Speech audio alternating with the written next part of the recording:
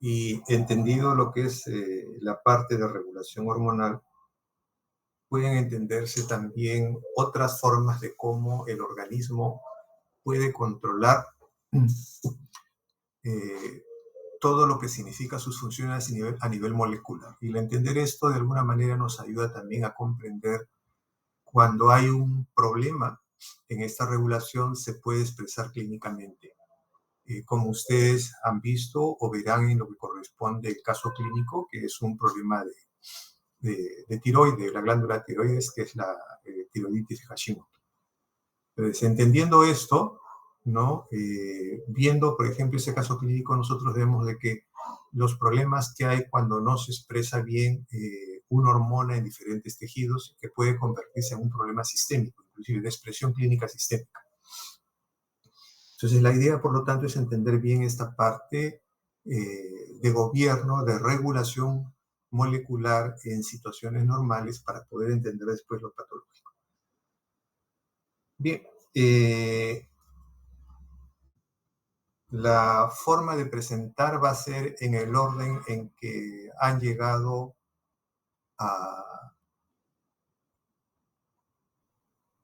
al aula virtual. Flor, Frank, Yadira, Tracy, David, Adrián, William, Nailet,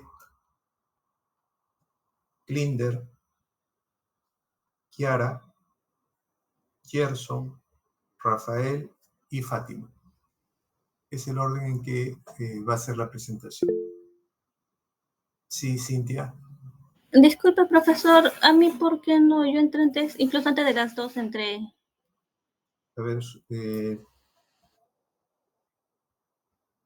no me mencionó ni última, nada. Pero yo entré incluso cuando faltaba. Perdón, Susi, disculpa, tú estás en el número 10, es decir, después de Klinder, ¿ya?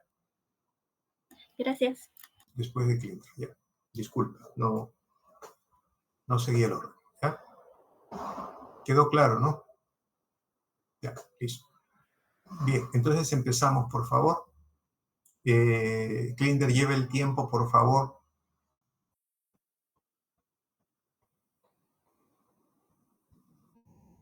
Está bien, doctor. La idea es que no se tome más de hora y media de exposición entre todos para que el profesor también tenga tiempo de intervenir en algunas cosas.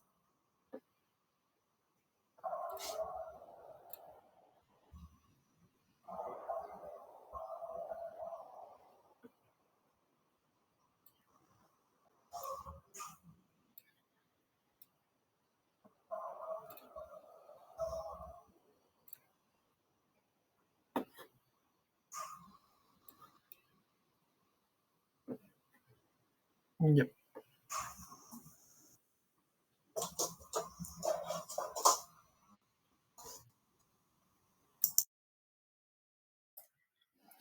Ok, vamos a empezar con el tema que hemos hecho hoy, que es regulación hormonal. Bueno, ¿qué vamos a hacer? Entonces, las hormonas son clave en las adaptaciones homeostáticas del organismo frente a un entorno cambiante. Un segundito.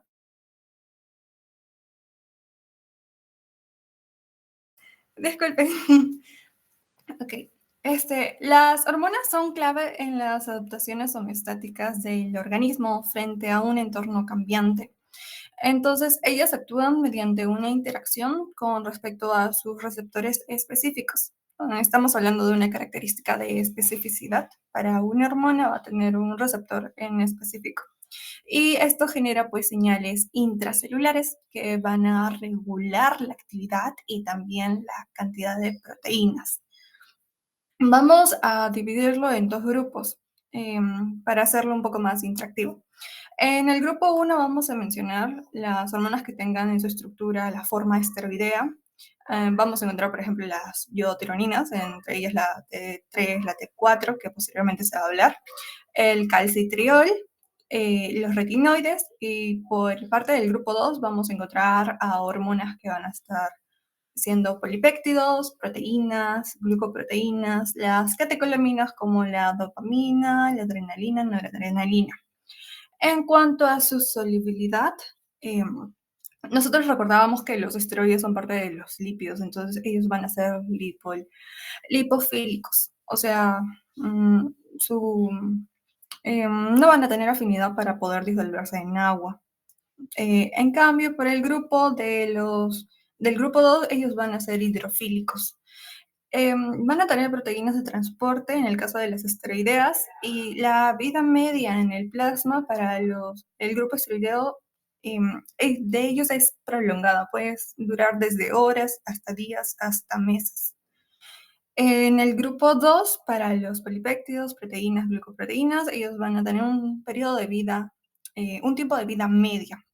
Los receptores a nivel de los esteroideos va a ser a nivel intracelular, mientras que para el grupo 2 va a ser a nivel de la membrana plasmática. Y el mediador para el grupo 1 va a ser este complejo receptor hormona, mientras que para el grupo 2 va a haber el primer mensajero, el segundo mensajero, y acá van a venir a intervenir el adenosín monofosfato cíclico, el guanosín monofosfato cíclico, el calcio, metabolitos de fosfoionositoles complejos y la cascada de sinasas.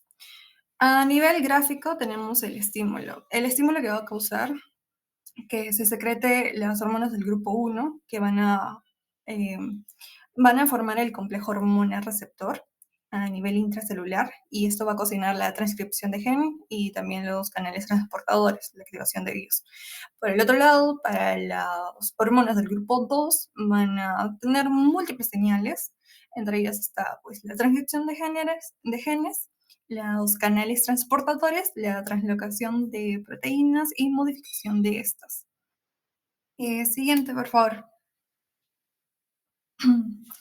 Ok, hablando del grupo 1. Esta es la superfamilia de proteínas de receptor nuclear y ellos desempeñan una función fundamental para la regulación de la transcripción de genes. Ellos tienen receptores nucleares. Esto quiere decir que se van a unir a elementos de ADN específicos como los homodímeros o heterodímeros. Algunos van a tener receptores huérfanos, es decir, que no tienen un ligando conocido, pero sí que se une al ADN y esto va a influir en la transcripción de genes. Otra familia grande también de proteínas correguladores remodela la cromatina y modifica otros factores de transcripción y forma puentes entre receptores nucleares y el aparato de transcripción basal. Ok. Vamos a tener el complejo ligando-receptor. Esta es una señal inicial. Y estas van a causar respuestas de hormonas, logrando pues las alteraciones del índice de transcripción de los genes. Ahí tenemos el esquema a nivel del núcleo y a nivel del citoplasma. Y esta es la vía en cómo se lleva la información. Siguiente. Para el grupo 2, ellos son los que tienen receptores a nivel de la superficie celular y genera diversas señales intracelulares, donde ya habíamos mencionado que tenían pues, al adenosín monofosfato cíclico, etc. Y bueno, por el otro lado tenemos que ellos utilizan pues, mecanismos diversos de señalización para estas respuestas adaptativas celulares. Ahí tenemos cómo es la vía de señalización para la hormona insulina, que es perteneciente al grupo 2. Siguiente, por favor. Y acá lo vemos de forma esquematizado, cómo las hormonas van a estar a nivel del líquido. Ya pasaron 5 minutos. Ok. Sí, sigan siguiente.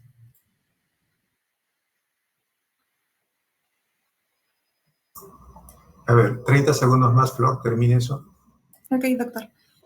Acá tenemos a las hormonas que están siendo transportadas. Lo vamos a encontrar en el líquido extracelular. Y estas hormonas van a tener sus receptores. Dependiendo de cuál sea el tipo de hormona, como hemos estado hablando, grupo 1, grupo 2, ellos van a tener sus receptores y en el caso del grupo 1 van a tener la señal intracelular donde forman el complejo pues, hormona-receptor. Gracias. Bien, retrocedan por favor en la diapositiva anterior. Bien, es importante, por favor no estén enviando imágenes dinámicas para no distraer la atención. Bien, es importante entender lo que estamos viendo como mecanismo de comunicación celular. O sea, dentro de esta comunicación celular tiene que haber alguien que emite un mensaje, alguien que recibe y lo procesa y que responde a ese mensaje. Entonces, para eso la célula va a ser instrumentos. Y, por ejemplo, en la imagen de la izquierda vemos nosotros lo que es esa triada de proteínas que es parte de la familia de proteína G. La proteína G es una proteína que tiene un gen, pero tiene una gran familia a partir de esa proteína, una serie de proteínas que forman parte de esta gran familia.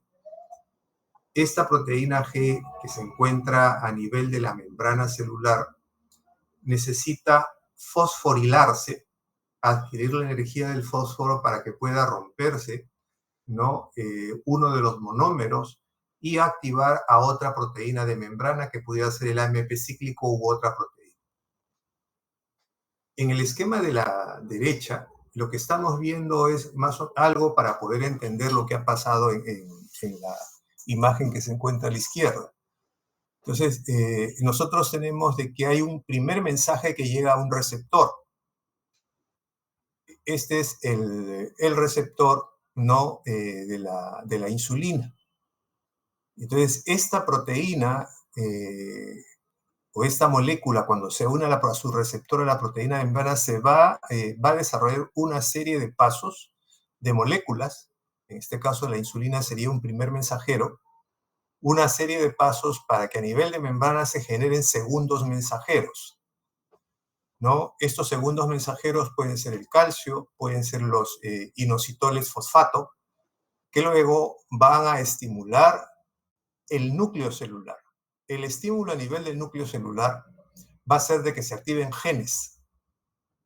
Y estos genes van a producir una respuesta determinada.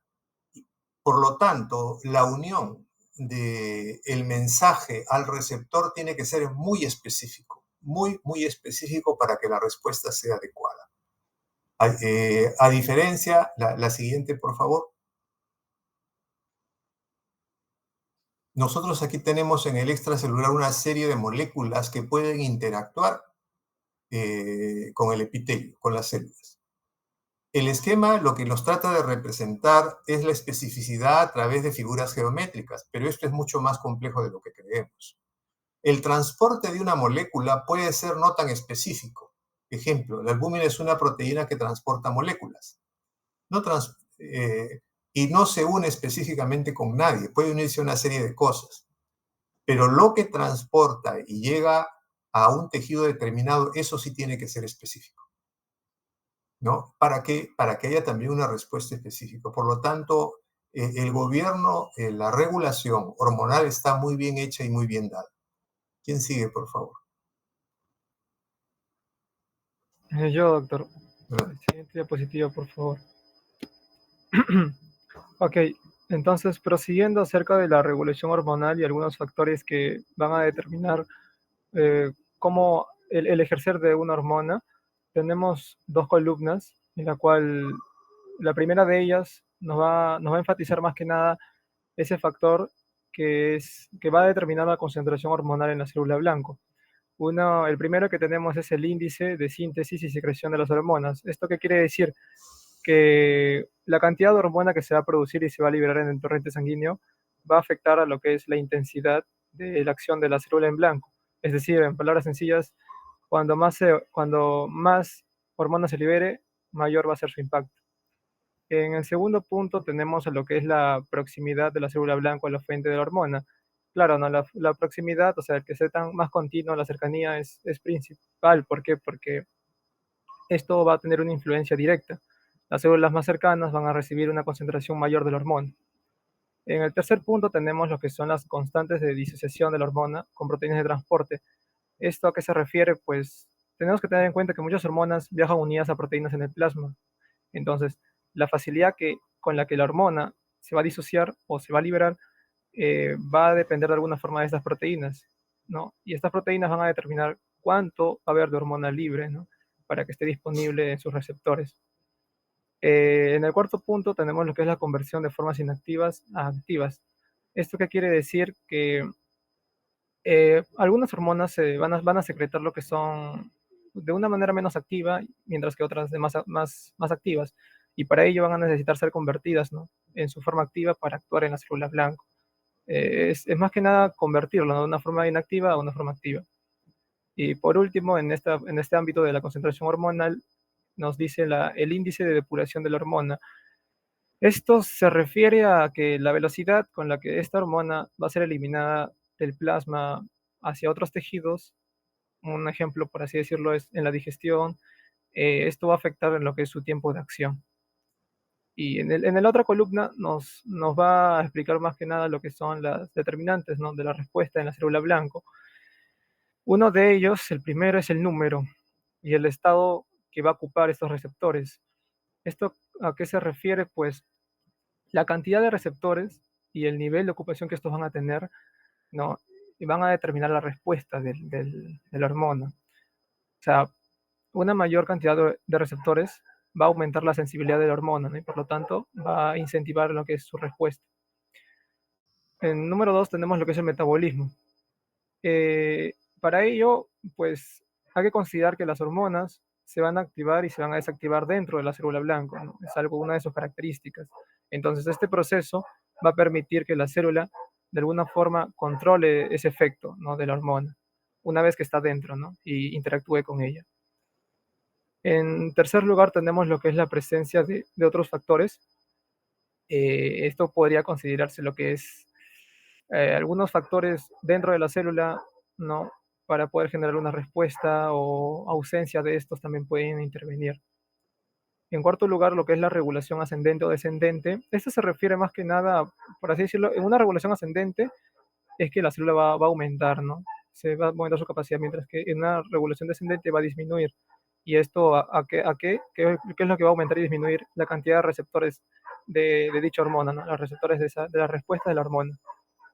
Y por último, en la parte de sensibilización de la célula, eh, una hormona va a estar expuesta en un tiempo prolongado. Entonces, esa célula va a poder desensibilizarse. O sea, va a reducir su respuesta al disminuir esa sensibilidad de sus receptores. A eso es lo que se refiere. Y eso sería, ¿no? La explicación de cada uno de este cuadro, parte de los determinantes de la respuesta y de la concentración hormonal. Siguiente, por favor. Ok, en este ámbito vamos a hablar acerca de la clasificación. Un poco de clasificar las hormonas según el tipo de receptor es lo que nos menciona. Entonces, en el primer cuadro de la izquierda nos nombran lo que son hormonas con receptores intracelulares, es decir, dentro de la célula. Entonces, algunas características de esta es que, bueno, nos dan ejemplos, ¿no? Como los andrógenos, los glucocorticoides, hormonas tiroideas, que tienen características lipofílicas, ¿no? Y van a tener esa característica primordial de diferencia de las extracelulares. ¿Y esto a qué se refiere? Es que van a poder atravesar la membrana celular, porque van a tener cierta afinidad por la membrana. Entonces, dentro de la célula se van a unir a sus respectivos receptores y van a efectuar, ¿no? sus acciones. Un ejemplo de este podría ser el cortisol, que esta hormona va a ser importante para regular los niveles de estrés y también los niveles del metabolismo. Además que también tiene efectos antiinflamatorios, ¿no? Una importancia de este cortisol es en un síndrome, que es el síndrome de Cushing, o también en la enfermedad de Addison.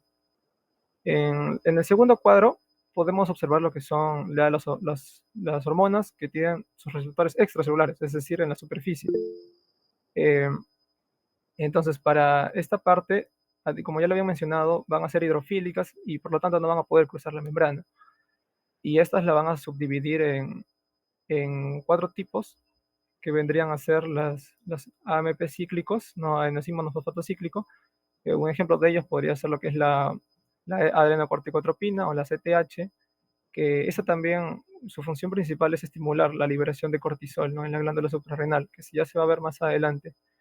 Y en el caso del GMP cíclico, es decir, el guanosina monofosfato cíclico, un gran ejemplo es el óxido nítrico, ¿no? Que este es una molécula gaseosa que cumple, una de sus funciones es cumplir como un mensajero celular, y es importante para entender la vasodilatación en el cuerpo. Y en tercer lugar, ya por penúltimo, vendría a ser las derivadas del calcio, que estas son hormonas. Un ejemplo podría ser lo que es la vasopresina, 30 segundos, ¿ya? y estas van a regular la retención de agua en los riñones. Y ya por último, las cascadas de sinasas o fosfatasas, que un gran ejemplo de estas va a ser la insulina.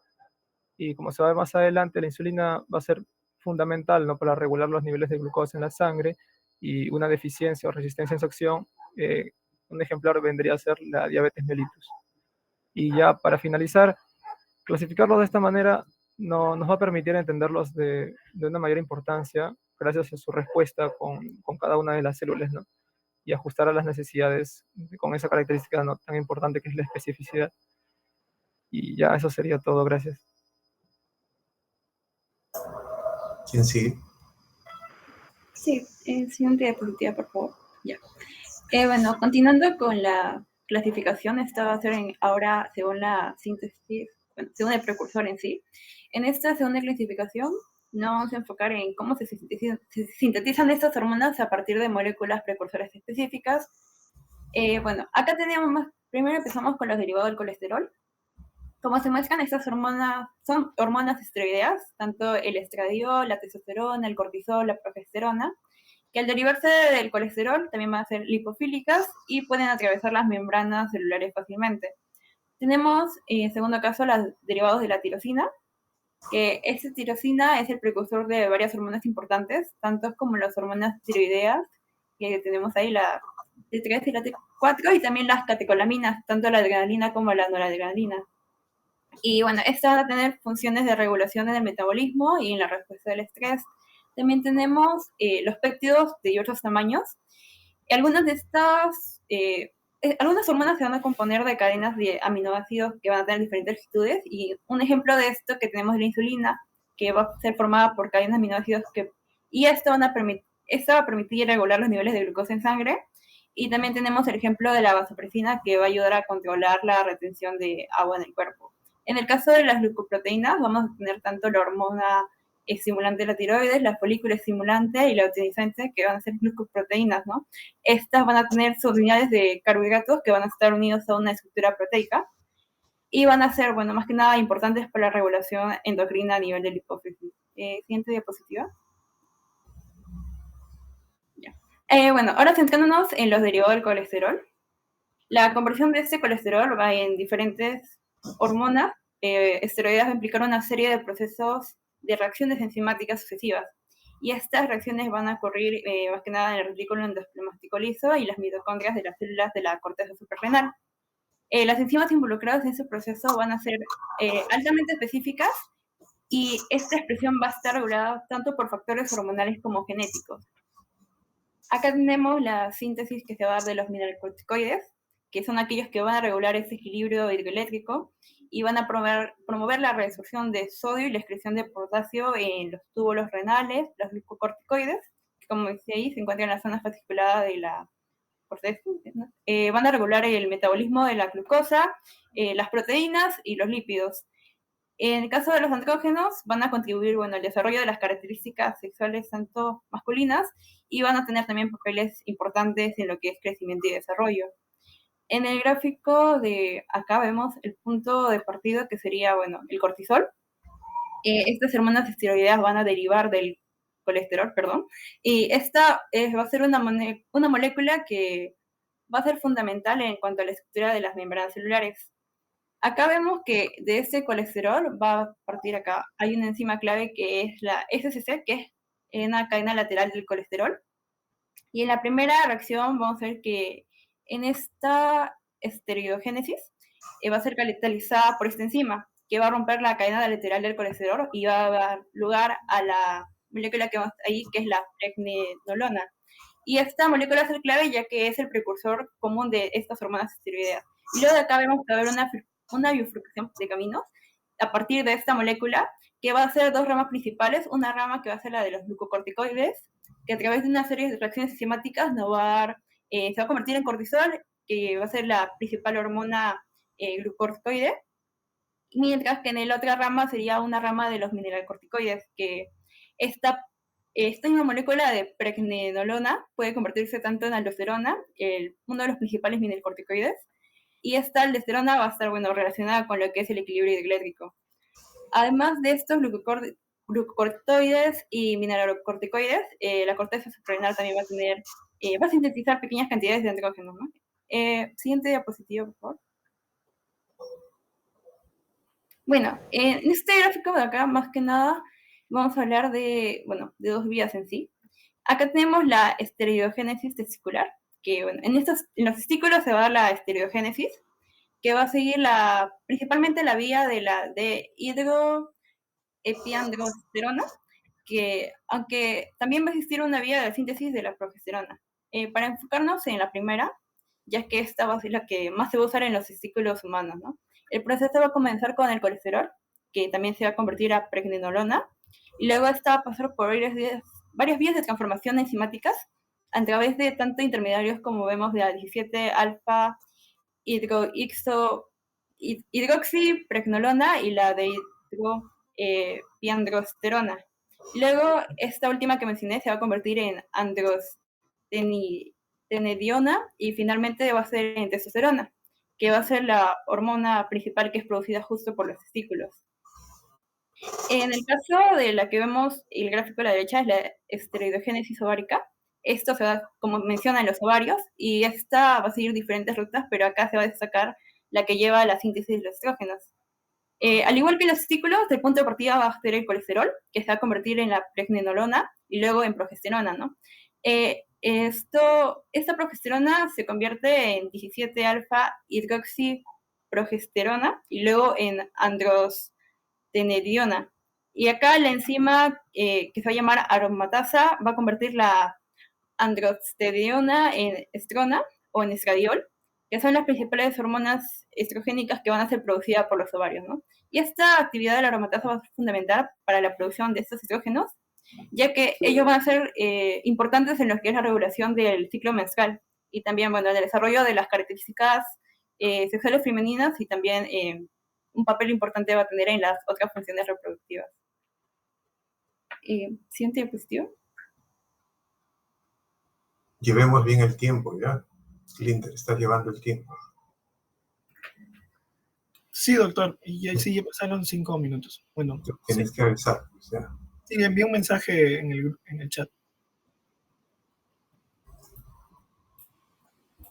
Bien. ¿Ya, Yadira? Doctor, ¿continúa o ya no? Porque creo que ya pasaron los 5 minutos. 30 segundos y termina, por favor. Esta parte de la diapositiva ya la acabé. Continuaría con la siguiente. Sí, por favor. Ya. Bueno, ahora en cuanto al el proceso del colesterol, acá el punto de partida sería la 7-dehidrocolesterol, ¿no? Que a diferencia de la síntesis de otras hormonas esteroideas, en este caso no es un precursor directo del colesterol, sino que es una forma modificada de este, que es el 7-dehidrocolesterol. Este compuesto en sí se va a encontrar en la piel y se va a convertir en colecalciferol, que es la vitamina D3, mediante la acción justo de lo que vendría a ser la luz ultravioleta.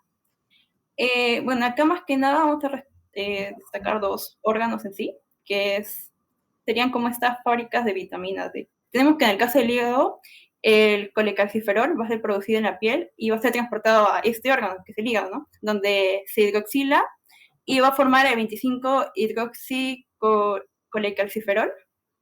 Y este va a ser el metabolito que este metabolito va a ser la forma circulante principal de esta vitamina D. Y en el caso del riñón, el 25-hidroxicolecalciferol va a ser transportado acá y se va a producir la hidroxilación, dando lugar al 1,25 hidroxicalciferol.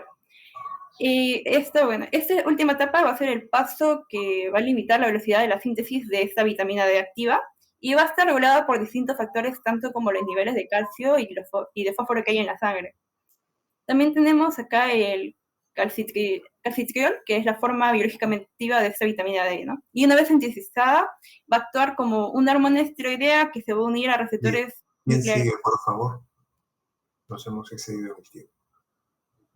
Bueno, siguiente diapositiva, porque creo que ya lo explicó mi compañero. Bueno, vamos a hablar ahora de la regulación hormonal y primero vamos a hablar de la reserva de algunas hormonas, que bueno, va a existir una variación significativa justamente en cuanto al tiempo de almacenamiento que tienen algunas. Vamos a empezar con los esteroides y el 1,25-HD3 que van a sintetizarse en su forma activa final y pues a medida que se sintetizan van a ser secretadas. Entonces no va a haber ningún reservorio de estas hormonas, es por eso que dice que no hay reserva. En el caso de las catecolaminas, que también se sintetizan en su forma activa, estas se almacenan en gránulos que están en las células cromafines. Y pues son estas células cromafines que sí tienen una capacidad de reserva para varias horas. En el caso de la hormona paratiroidea, sí va a existir las vesículas de almacenamiento, que pueden pues almacenarla hasta por días.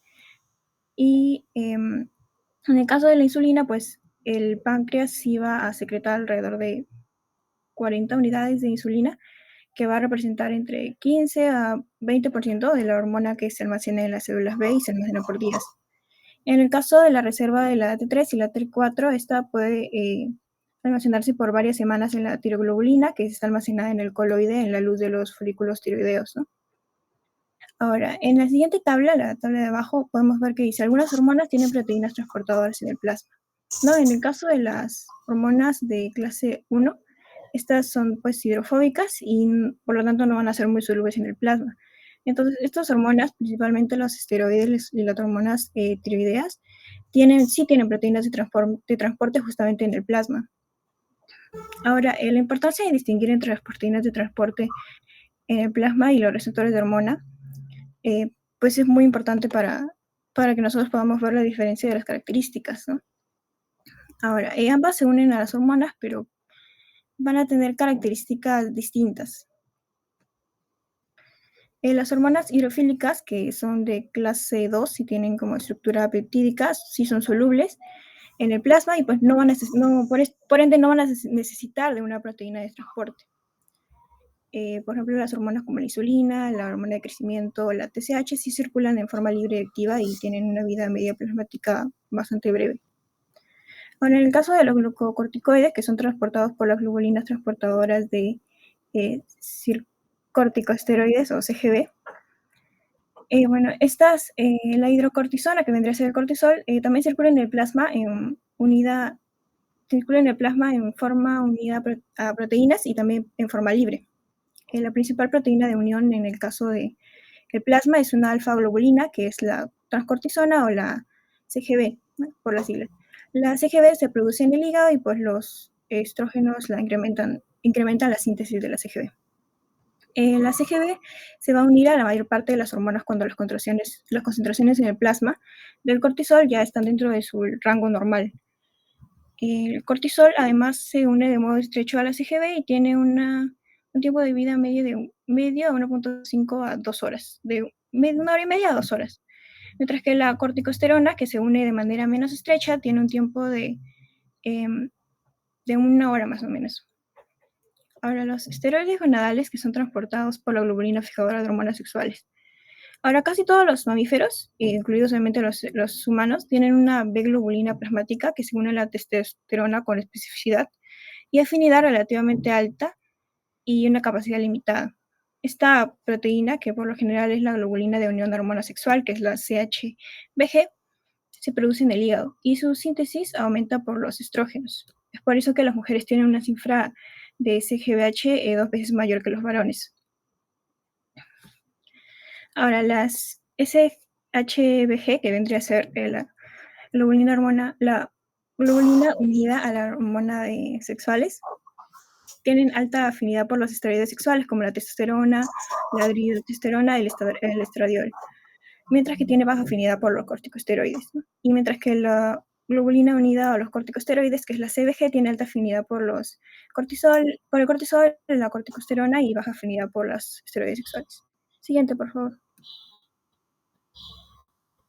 Muy bien, ahora vamos a seguir con la regulación hormonal. Bueno, en el sistema endocrino vamos a encontrar diferentes glándulas que están encargadas de la secreción de hormonas específicas que van a actuar como mensajeros químicos, ¿no? Cada hormona va a cumplir una función específica justamente para asegurar la regulación de todo el organismo. Estas hormonas se van a producir en cantidades mínimas, como en microgramos, y pues además su secreción es pulsátil. Por ejemplo, algunas están relacionadas al ciclo circadiano. Ahora, la hormona puede tener también acción en una célula blanco o en varios blancos. Ahora, vamos a agrupar las hormonas en polipéptidos o proteínas, que la mayoría de estas hormonas son hidrosolubles, y en este caso tenemos, por ejemplo, a la oxitocina, la insulina, a la hormona liberadora de tirosina. Y los derivados de ácidos grasos, que vendrían siendo las prostaglandinas, también están las amínicas o las derivadas de los aminoácidos, como las hormonas, como la tiroxina, ¿no? Y los esteroides, que son sintetizadas, como ya mencionaron, a partir del colesterol.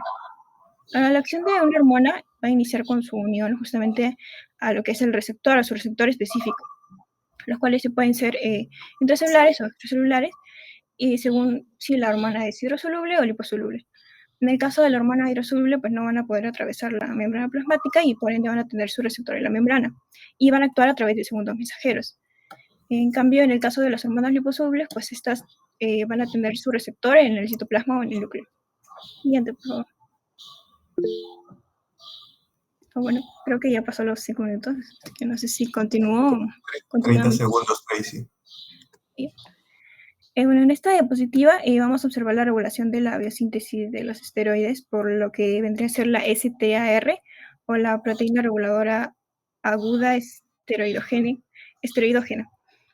Ahora, las señales extracelulares van a activar justamente las sinasas intracelulares, que a su vez van a fosforilar los factores de transcripción que van a regular la expresión de la STAR. Esta proteína va a ser activada como ya mencioné, por la fosforilación, y lo que va a hacer es que va a facilitar el transporte del colesterol desde la capa de la membrana mitocondrial externa hasta la interna, y este proceso va a permitir que se ocurra la conversión del colesterol en pregnenolona, el cual es el primer intermediario en la vía biosintética de los esteroides. Y pues esta regulación está relacionada con la producción de las hormonas esteroideas. Ahora, siguiente, por favor, y mi siguiente compañero. Ya, hasta acá estamos viendo nosotros como el concepto que de alguna manera le hemos dicho desde el principio. Las moléculas son moléculas, no hay molécula mala ni molécula buena y solo son instrumentos de la célula. Estamos viendo que una molécula como el colesterol, que tiene una estructura rígida y que se encuentra a nivel de la membrana y que va a ser responsable de ser usada para regular la fluidez de los lípidos en la membrana, puede ser usado por la célula para convertirla en hormonas que tienen roles diferentes, que van desde la retención de agua, iones, ¿no?, hasta lo que es expresión de caracteres sexuales, tanto en el hombre como en la mujer. Entonces, proceden todos de la misma molécula y que el organismo va a usar, la célula va a usar a criterio y conveniencia. Tenemos aminoácidos, ¿no?, que tienen que ver con la síntesis de hormonas que van a regular funciones importantes. Entonces, eso nos tiene que quedar muy claro, de que la célula va a usar, ¿no?, las moléculas para obtener hormonas, para obtener moléculas reguladoras, y ninguna de estas es buena o es mala de alguna manera. Solo van a ser instrumentos de la célula. Y todo se establece dentro de una comunicación celular adecuada, específica. Y como se tratan de moléculas, depende de la nutrición. El colesterol depende de la nutrición. Los aminoácidos dependen de la nutrición. Eso nos tiene que estar diciendo que cuando hay una nutrición adecuada, entonces la síntesis de moléculas va a ser adecuada. Y si no lo hay, definitivamente no lo va a ser. Hablaremos un poco más de esto más adelante también. ¿Quién sigue?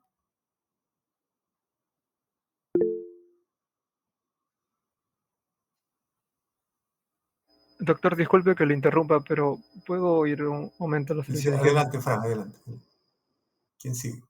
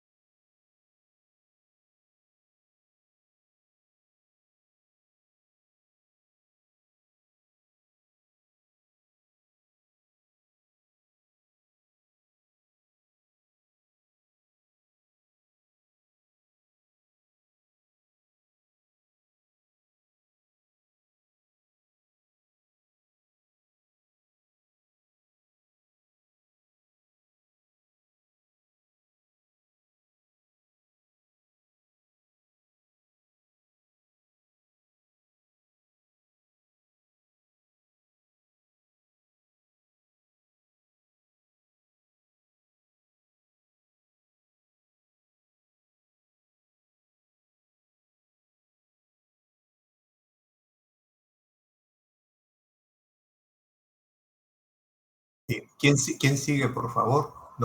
Yo, doctor. Sí, claro. Podríamos continuar en esa diapositiva. Bueno, esta diapositiva nos relata sobre la regulación hipotalámica. Bueno, es decir, que hay distintos procesos que, bueno, el hipotálamo va a ser el encargado de regular estos mismos. Y, bueno, estos van a ser mecanismos complejos, como lo mencioné, del sistema autónomo, y van a tratar de conservar como cierto equilibrio en lo que es la dinámica de nuestro organismo.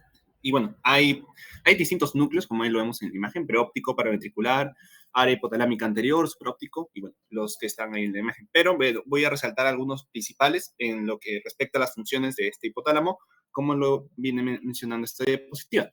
En lo que resalta, bueno, también es en distintas... En la primera sería la regulación de la temperatura, y aquí es importante el núcleo preóptico, que actúa como un termostato en nuestro organismo. Bueno, luego en lo que respecta al control neuroendocrino de hormonas, está resaltado el núcleo paraventricular, el núcleo arcuato y el núcleo supraóptico.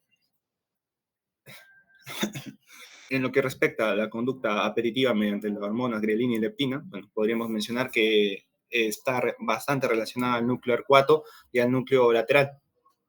En lo que respecta a las reacciones de defensa, y bueno, está relacionada al estrés. Y bueno, aquí los núcleos principales son el núcleo dorsomedial y el ventromedial.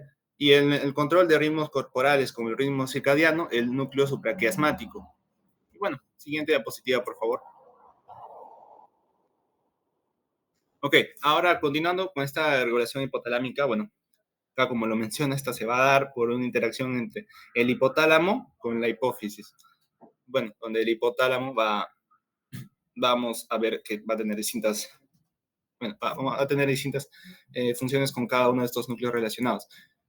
Con el núcleo preóptico se destaca la síntesis de la hormona liberadora de gonadotropinas. Está relacionada al control de las hormonas sexuales, sea masculino o femenino.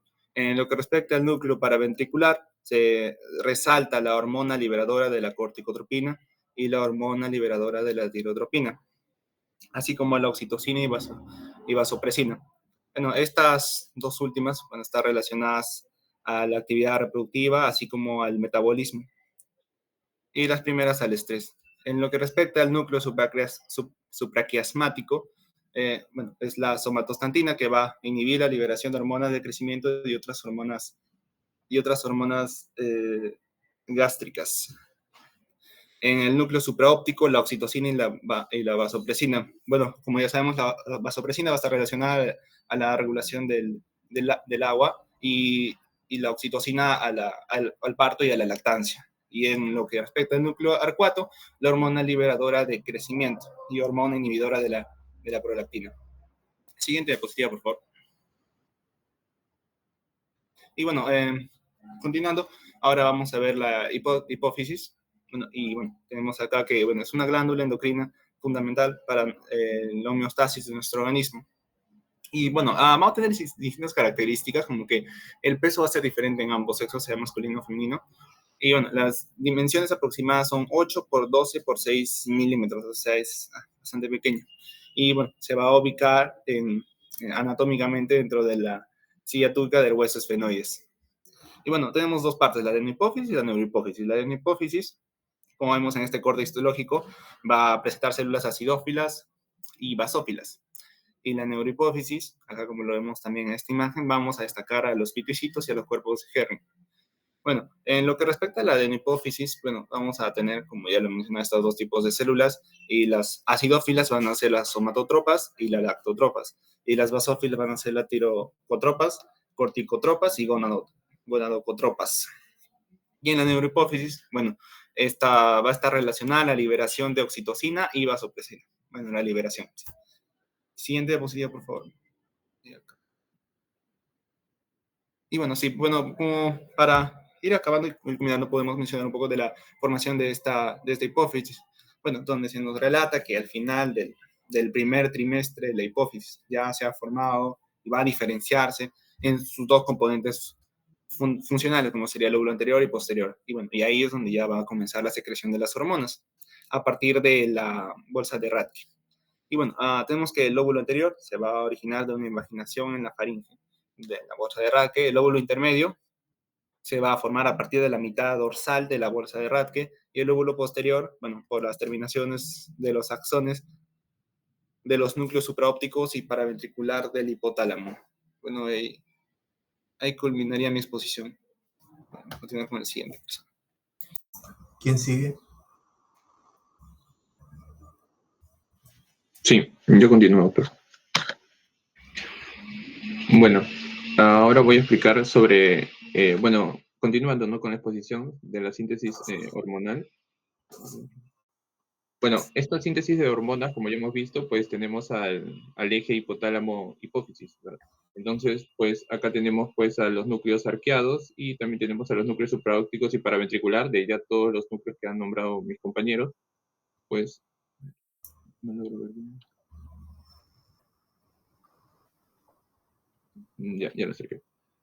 Acá tenemos pues el sistema portipoficiario, por donde se van a sintetizar las hormonas dentro del hipotálamo, y pues estas van a pasar a la hipófisis, ¿no? Y van a ser estimuladoras pues de estas van a estimular las células, y esas células pues van a sintetizar también otras hormonas que van a ir ya a los órganos dianas específicos. Pues tenemos acá bueno, las hormonas, por ejemplo, en el hipotálamo, pues está la hormona liberadora de la gonadotropina, que van a estimular a las células gonadotropas que se encuentran en la adenohipófisis, y esto de acá, pues va a estimular a la síntesis de la hormona estimulante de los folículos y la hormona luteinizante, ¿no? Y pues acá también está en la neurohipófisis, que pues tenemos a los núcleos supraópticos y paraventriculares que sintetizan estos dos de acá, ¿no? La diferencia principal pues es que en la adenohipófisis se va a sintetizar estas hormonas y también se van a liberar. En cambio, en la neurohipófisis pues no se va a sintetizar estas hormonas, sino que tan solo las van a almacenar de los núcleos supraópticos y paraventriculares, que bueno, ellos ya lo han sintetizado y acá se almacenan. Ahí pues tenemos las funciones de la oxitocina y la vasopresina, que la oxitocina es pues actúa en la contracción o en la eyección de las glándulas mamarias y también en la contracción del útero, y la vasopresina más que nada pues regula la concentración de la orina, y así como también la absorción de agua en los riñones. Siguiente, por favor. Bueno, esto de acá también es la síntesis, ¿no?, de estas hormonas que pues se dan en la adenohipófisis. Acá tenemos a la hormona pues adenocorticotropa, ¿no?, que va a ir, como ya se mencionaba, a la glándula suprarrenal, y pues va a sintetizar, ¿no?, 17 hidroxicorticosteroides, y pues esto de acá va a dar paso al final a aldosterona, también puede ser cortisol y pues hormonas sexuales, ¿no? Esto de acá se da pues la síntesis en la corteza, ¿no? Porque si la síntesis no se da en la médula se da en la síntesis de catecolamina.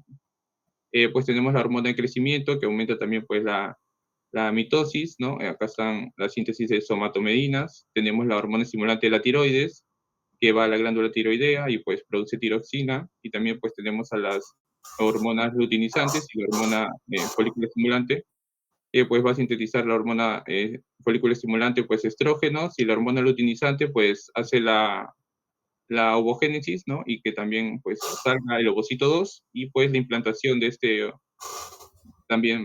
ovocito, pues sí, también da la síntesis de la progesterona. Y pues acá tenemos a la hormona que es la propia melanocortina, que pues de esta proteína, ¿no?, que es grande, pues va a haber una decisión, y al final pues van a dar productos más pequeños. Uno de esos productos pues es la hormona adenocorticotropa, ¿no?, que bueno, va a ser acá, pues va a ser sintetizado por la adenohipófisis, y esta hormona adenocorticotropa pues luego va a ir a la glándula suprarrenal, ¿no? Es un producto de la escisión de la propia melanocortina. Siguiente, por favor.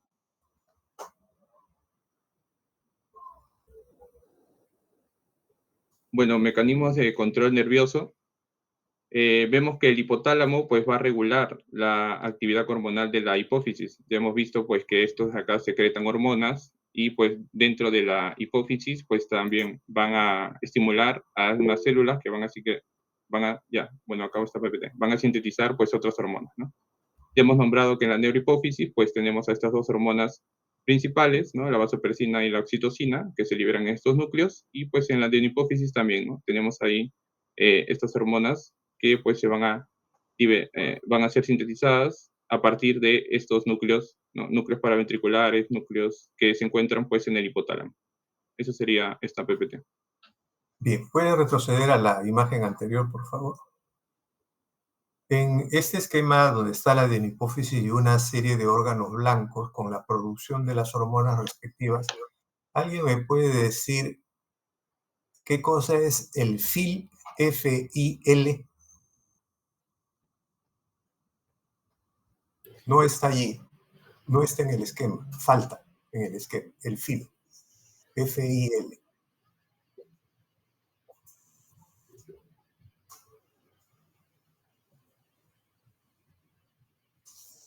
Bien, así como se produce... Factor inhibidor de la lactancia, doctor. Así como se produce la prolactina, que es la que estimula la producción de leche en la glándula mamaria, también el hipotálamo produce una hormona que es el factor inhibidor de la lactancia. Este factor inhibidor de la lactancia es el que se encuentra en la leche. Y cuando el niño toma el pecho de la mamá, se toma o se come, si quieren ustedes, el factor inhibidor de la lactancia. ¿Qué es lo que pasa si el niño se toma el factor inhibidor de la lactancia? ¿Qué pasaría?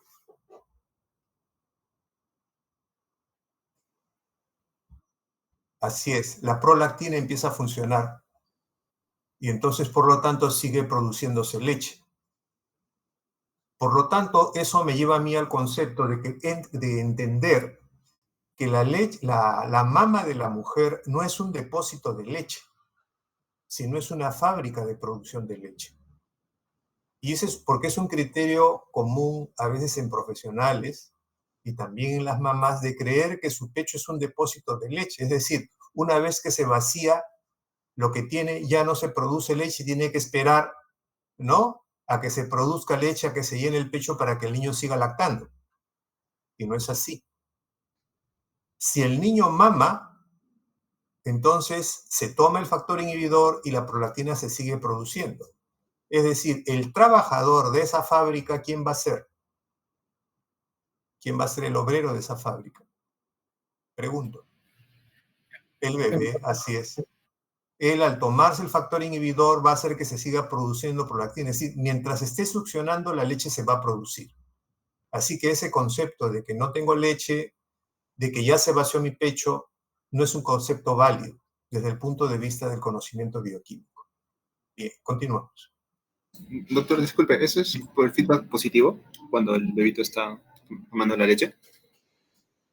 No, más bien el niño toma, ¿no es cierto?, y al tomarse el factor inhibidor de la lactancia, se libera la prolactina. Ya, o sea, mientras mame el niño, se está tomando el factor inhibidor de la lactancia. Y y queda libre, pues, la prolactina para que es el freno. El factor inhibidor de la lactancia es el freno de la prolactina. ¿Me dejo entender? Ya. Continuamos. Gracias, doctor.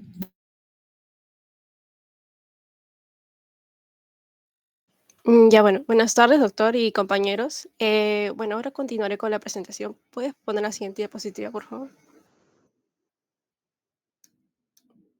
Ya.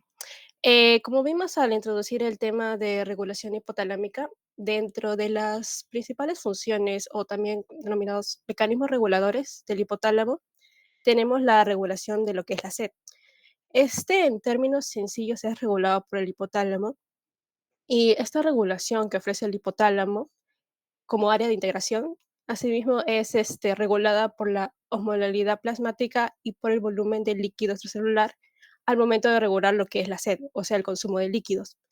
Esta regulación se realiza de modo similar a la forma en que ocurre con la secreción de la vasopresina, como hemos visto anteriormente.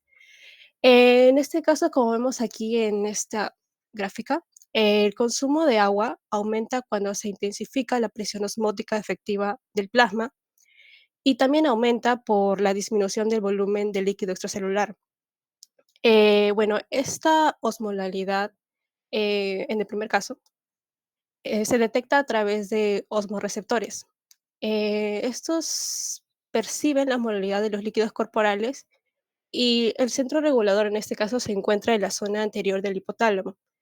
Este hipotálamo contiene los receptores, como mencioné, que son unas células especializadas y que también son sensibles a los cambios en el plasma, bueno, los cambios de la osmolalidad del plasma. Por ejemplo, pueden detectar la concentración de solutos como el sodio en la sangre. Eh, bueno, estos homorreceptores principalmente están en el órgano vasculoso de la lámina terminal y en el órgano subfornical. Lo que permite que estos sean osmorreceptores es que son unas zonas que carecen de barrera hematoencefálica, lo que hace que puedan tener un contacto directo con la sangre y de esta forma detectar la composición de la sangre y así activar este, y así ser activados para estimular la sed. Como vemos acá en la gráfica, también hay otra vía que es estimulada por la disminución de volumen de líquido extracelular, que es mediado por el sistema renina-angiotensina. Esta secreción de renina aumenta con la hipovolemia, que vemos al inicio de esta gráfica, en la parte derecha, que es el bajo volumen de líquidos. Y esto hace que se incremente la concentración de angiotensina 2 y esta última actúa ya en el órgano subfornical del hipotálamo, estimulando la sed. Siguiente diapositiva, por favor. Luego, otra función del hipotálamo en la regulación es la regulación de la temperatura. En este caso, el hipotálamo actúa como un termostato central del cuerpo que hace que se mantenga una temperatura interna constante. Esto ocurre independientemente de los cambios en el ambiente. El hipotálamo hace que se integre la información de la temperatura corporal que llega a través de los receptores sensitivos. Estas respuestas, bueno, después vemos que tenemos las respuestas termorreguladoras reflejas. Estas son, estas comprenden modificaciones endocrinas que son originadas en el sistema autónomo. Y como vemos acá, estas respuestas se pueden agrupar en dos, que son las respuestas reflejas activadas por el frío y las respuestas reflejas activadas por el calor. En el primer caso, estas respuestas son controladas por la zona posterior del hipotálamo y unos ejemplos de esas respuestas podrían ser el escalofrío, la vasoconstricción cutánea y la horripilación, que es eh, la piloerección. Y luego tenemos en el segundo grupo que son las respuestas reflejas activadas por el calor, que son controladas por la zona anterior del hipotálamo. Unos ejemplos de esas respuestas reflejas podrían ser la vasodilatación, el sudor cutáneo y también la menor producción de calor. Siguiente diapositiva, por favor.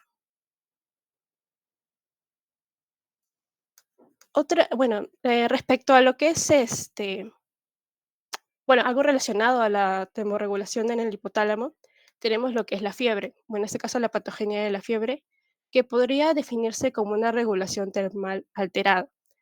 Este constituye una respuesta defensiva que ayuda a combatir infecciones y esto lo hace a través de la creación de un ambiente que sea menos favorable para la proliferación de patógenos.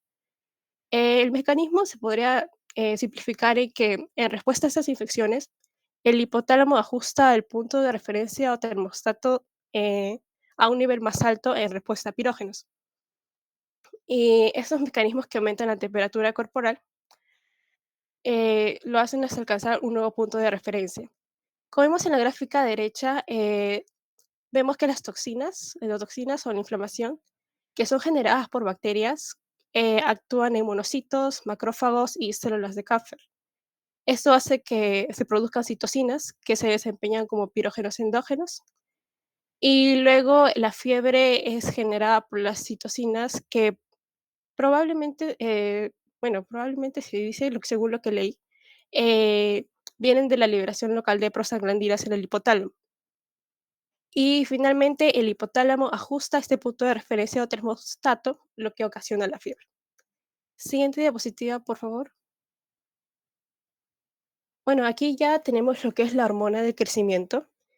La hormona de crecimiento se sintetiza por células somatótropas de la adenohipófisis. Esta secreción es episódica y ocurre en reacción a factores hipotalámicos y también está sujeta a una inhibición mediante un asa retroalimentario. Y también tenemos que el 50% de la reserva circulante de esta hormona está unida a proteínas, lo que hace que lo que constituye un reservorio de la hormona que compensa la fluctuación de su secreción. Acá tenemos una imagen en la derecha que nos permite entender cómo se ocurre la regulación y también la secreción de esta hormona. Bueno, como vemos, el hipotálamo es lo que controla la producción de la hormona de crecimiento. Y esto ocurre cuando se libera la hormona liberadora de la hormona de crecimiento, que bueno, es secretada en el hipotálamo. Y al mismo tiempo, como vemos al lado izquierdo, de forma antagónica, también se secreta la somatostatina, que hace que se inhiba la liberación de la hormona de crecimiento. Luego como vemos más abajo, tenemos un tercer regulador, que es la grelina, que esta se sintetiza por el estómago, pero también se produce en el hipotálamo y hace que también se estimule la hormona de crecimiento. Bueno, esta secreción de la hormona de crecimiento aumenta también la circulación de factor de crecimiento similar a la insulina tipo 1. Esta IGF-1 ejerce una acción inhibitoria directamente, como vemos en el asa de aquí abajo. Ya, sí, 5 minutos. Que ejerce una acción inhibitoria directa de la secreción de la hormona de crecimiento en la hipófisis y también estimula la secreción de somatostatina. Bueno, eso sería todo. Voy a dar el pase a mi siguiente compañero. Retrocede, por favor, la imagen. Ahí. A ver, Nailén, o cualquiera puede ver. ¿Qué contradicción habría ahí cuando decimos que la fiebre es una regulación termal alterada y luego decimos que es una respuesta defensiva?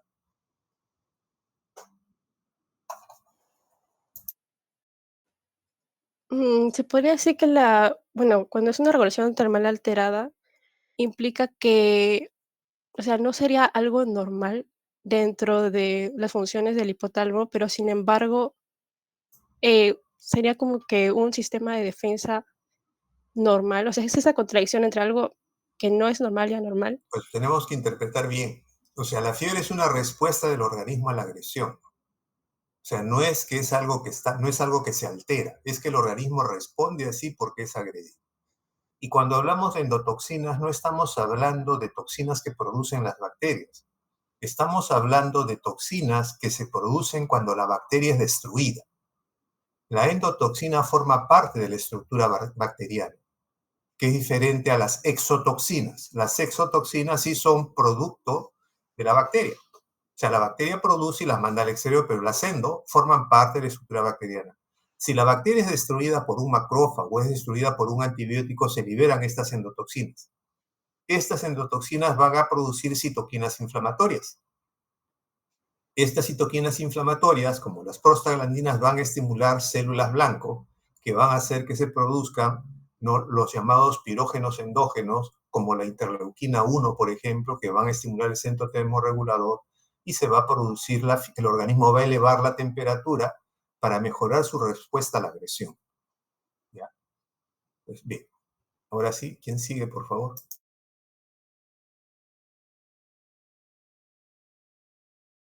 Sí, William. Doctor, sí, con la pregunta anterior que hizo sobre la FIL, me quedó una duda. ¿Esta FIL se produce, o sea, desde el eje hipotálamo, hipófisis y luego glándula mamaria o solamente es en la glándula mamaria? Es a nivel de la glándula mamaria también. O sea, se estimulan mecanismos para que se inhiba la prolactina a partir de la glándula mamaria. Ah, ya, pero en la glándula mamaria. Entonces, Así es. desde arriba, o sea, hipotálamo, hipófisis, eso no interviene. Ah, ya. Ya, doctor, gracias.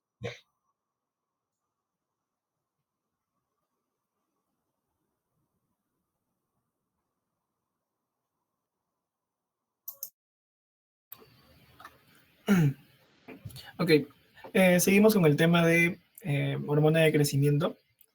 La hormona de crecimiento, como aquí podemos ver en el cuadro, son estímulos que van a afectar para la secreción, para el aumento de la secreción de la hormona de crecimiento, y algunos de esos estímulos son la hipoglicemia, el ejercicio, el ayuno, el incremento de los niveles circulantes de aminoácidos, el glucagón, dormir, la L-dopa y agonistas adrenérgicos que penetran en el cerebro, aporfinas y estímulos estresantes. Algo que resaltar aquí podría ser el ayuno o el ejercicio que generan un proceso de hipoglicemia en nuestro cuerpo, lo cual también, como vemos aquí, pueden, en estímulos que disminuyen la secreción, también pueden influir en lo que es la glucosa, y como podemos ver en estímulos que disminuyen la secreción son el sueño REM, el glucosa, cortisol, los ácidos grasos libres, la metodroxiprogesterona y la hormona de crecimiento IGF-1. Ya. Los efectos de las hormonas de crecimiento en el metabolismo de los carbohidratos y grasas. La hormona de crecimiento activa el crecimiento e influye en el metabolismo para las proteínas, para los carbohidratos y grasas. Y estos reaccionan en situaciones de emergencia. También, como ya había mencionado, se produce la síntesis de proteínas, lipólisis, y que tienen un efecto antiinsulínico. Algunas formas son diabetogénicas y ejercen efecto antiinsulínico en los músculos. Tienen efecto cetogénico y aumentan los niveles de los ácidos grasos libres, o sea, que brindan energía. En la imagen podemos ver cómo se relaciona la hormona de crecimiento con la retención del sodio, con la disminución de la sensibilidad a la insulina, con la lipólisis, con la síntesis de proteínas y el crecimiento epifisiario, que es para el crecimiento de los huesos.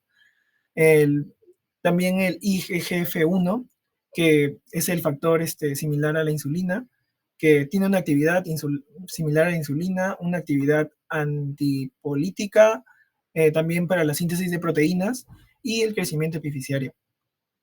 El crecimiento de estas hormonas también va a depender del crecimiento, depende de otras hormonas, como factores extrínsecos o también genéticos. En este cuadro se compara la insulina y los ambos factores similares a la insulina, como el IGF-1 y el IGF-2.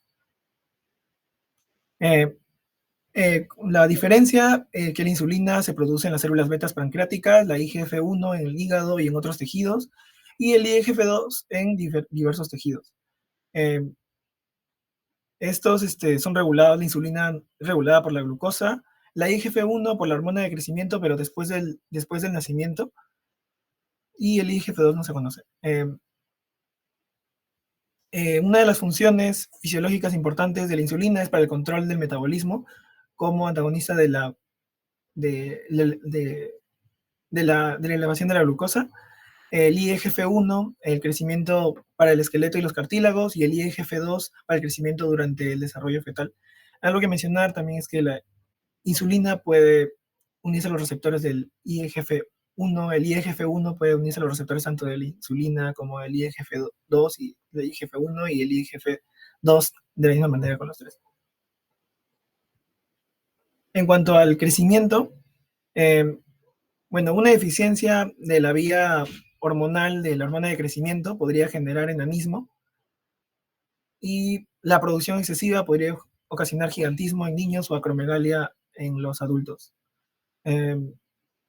Como podemos ver aquí, en realidad,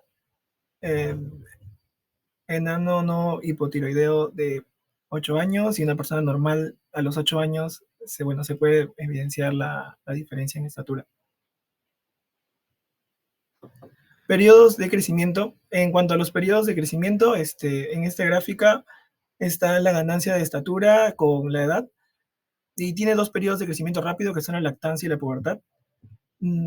Aquí podemos ver, en cuanto a la edad, las niñas tienen un pico de crecimiento muchísimo más antes que los varones, y eso se debe al inicio de la pubertad, al inicio de la pubertad. y ya la liberación de estrógenos en las mujeres, ¿no? Y esa liberación de estrógenos va a permitir que se abran canales en los huesos para el crecimiento epifisiario, pero también estos estrógenos van a cerrar estos canales, lo cual, como las mujeres o las niñas tienen mayor cantidad de estrógenos, ese pico llega un pico y se va, y rápidamente va finalizando el potencial de crecimiento de las niñas. En cambio, los niños, al tener menos estrógenos, tener menos estrógenos, esos canales de calcio que se van abriendo para el crecimiento epifisiario, va a demorar en cerrar, lo que va a alargar el crecimiento, el potencial de crecimiento en los varones, que puede llegar hasta los 21 o 20 años. Crecimiento de diversos tejidos en edades distintas en relación con su porcentaje a la talla de los 20 años, que es la relación entre el porcentaje de los 20 años y su edad. Podemos darnos cuenta que a la edad por ahí de los 16, 18 años se alcanza el pico de los órganos reproductores para el cuerpo, y la mayoría de los órganos y vísceras comienza el pico a los 4 y termina a los 18, 20 años igual de la misma manera, y el pico mayor del tejido linfoide se va a dar a los 12 años, que es cerca de la pubertad. Y el cerebro y la cabeza tiene una aceleración de crecimiento desde el inicio hasta los 18, 20 años. Bueno, en los periodos de crecimiento, como podemos darnos cuenta, las hormonas de crecimiento y tiroideas impulsan de crecimiento y tiroideas impulsan el crecimiento neonatal. Estas hormonas en la pubertad está impulsado por como ya he mencionado, por el estrógeno y los andrógenos.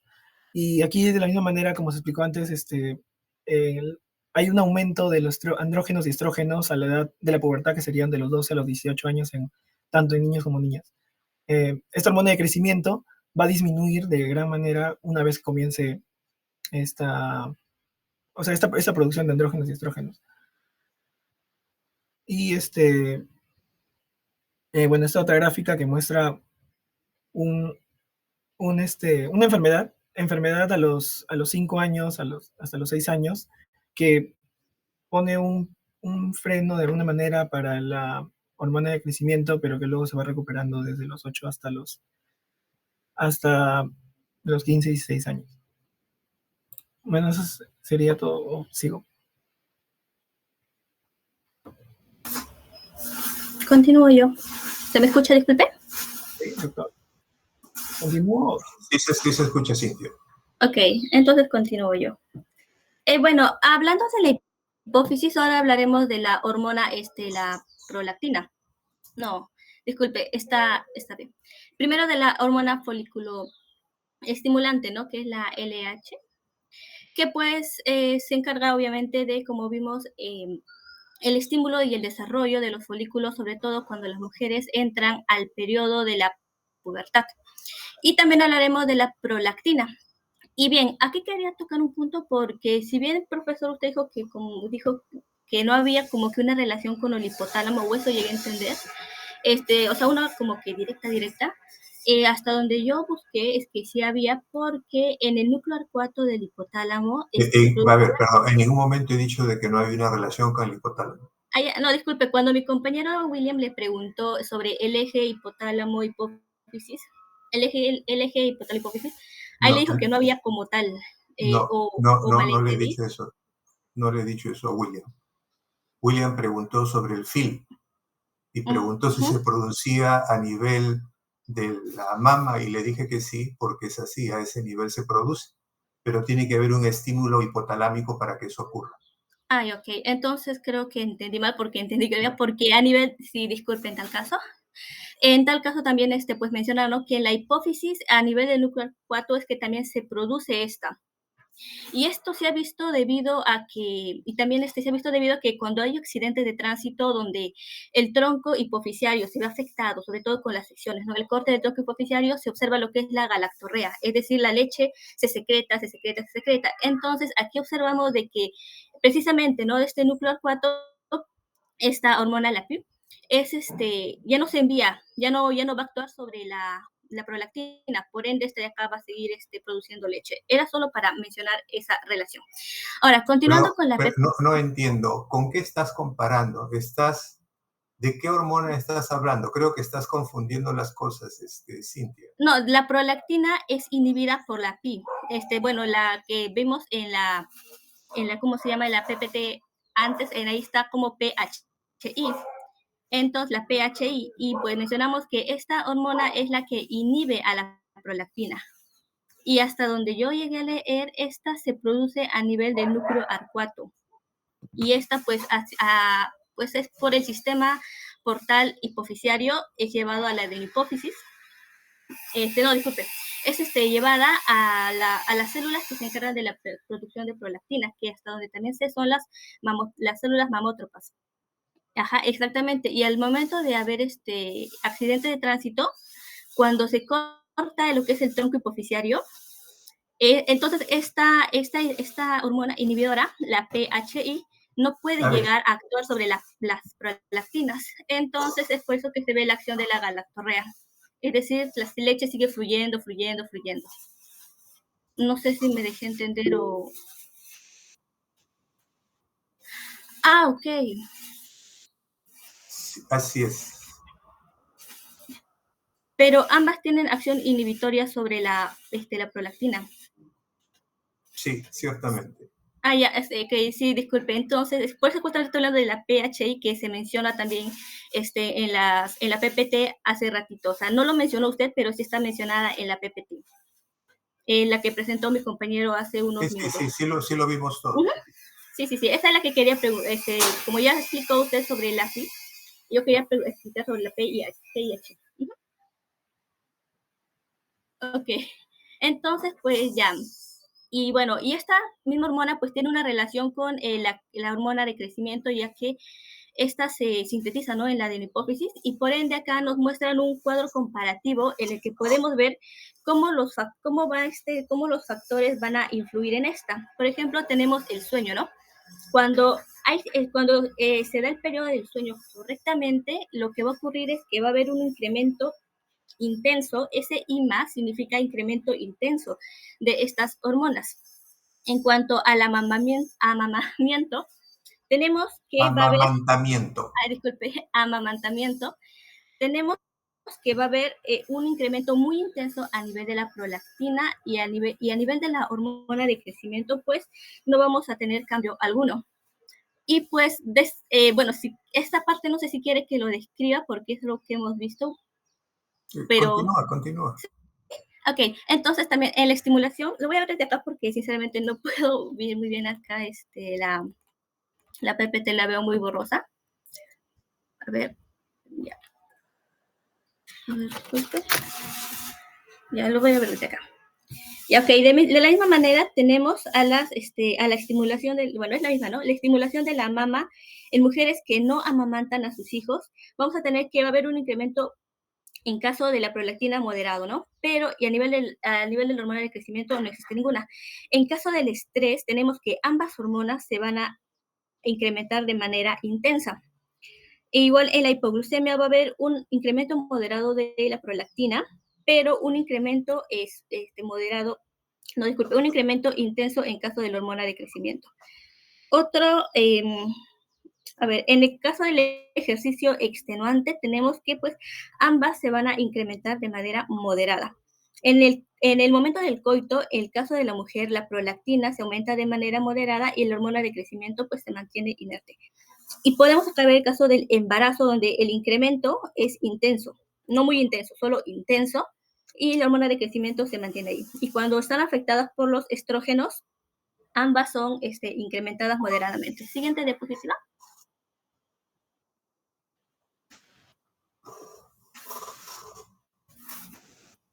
Siguiente diapositiva. Ya, ok. Acá también seguimos con la comparación entre ambas hormonas. Recordemos que la primera fila es de la prolactina y la segunda de la hormona de crecimiento. Y en el caso de hipotiroidismo,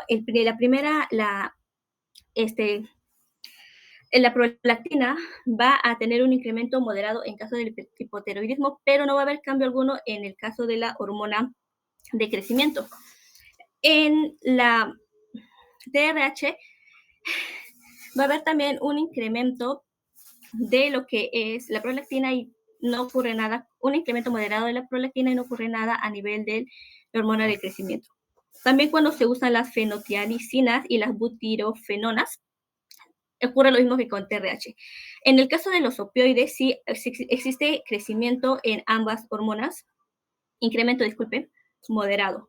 En el caso de la glucosa, no va a ocurrir nada con la prolactina, pero lo que sí va a ocurrir es que va a empezar un decremento moderado de la hormona de crecimiento, es decir, esta va a empezar a disminuir. También con la somatostatina ocurre lo mismo en caso de la prolactina, pero a nivel de la hormona de crecimiento va a empezar un decremento, una disminución intensa. Y esto, bueno, en el L-Dopa también ocurre, ¿no? El L-Dopa también es un inhibidor, ¿no? Va a ocurrir lo mismo, va a ocurrir un decremento intenso de lo que es la prolactina, y en el caso de la hormona de crecimiento, pues esta aumenta.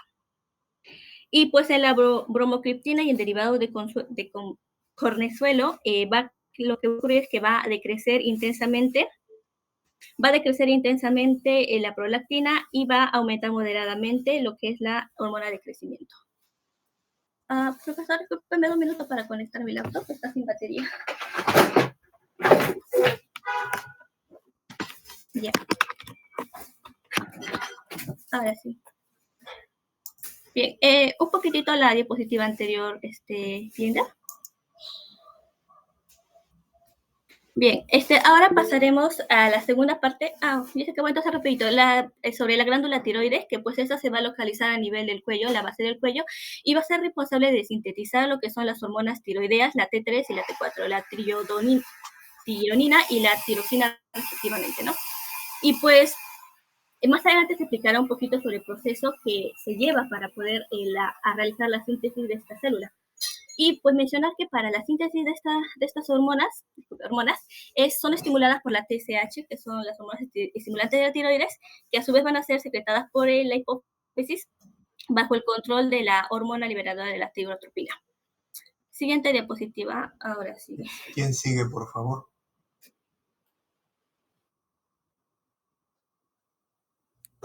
Yo, doctor. Adelante. Por favor, ¿me confirman si se me escucha? ¿Se me escucha bien? Sí, se escucha, Kiara, adelante. Ok, ya. Vamos a continuar con lo que es la tiroides, como ya mencionó mi compañera. Esta glándula se encarga de la síntesis, ¿no? De estas dos hormonas, la triotironina y la tirotoxina. Y bueno, estas hormonas van a estar, circulan en el plasma, principalmente unidas a proteínas transportadoras, pero solamente la fracción libre es biológicamente activa. Y estas hormonas tienen funciones, se podría decir, críticas, por ejemplo, que regulan el metabolismo basal, aumentan la termogénesis, mantienen la función cardíaca, y estas van a ser esenciales para lo que es el desarrollo del sistema nervioso central y también para lo que es el crecimiento. Ahora, cabe mencionar que la regulación va a estar basada en un sistema de retroalimentación negativa, donde los niveles elevados de la T3 y la T4 van a inhibir la secreción de la TSH y la TRH respectivamente, para que se pueda mantener el equilibrio.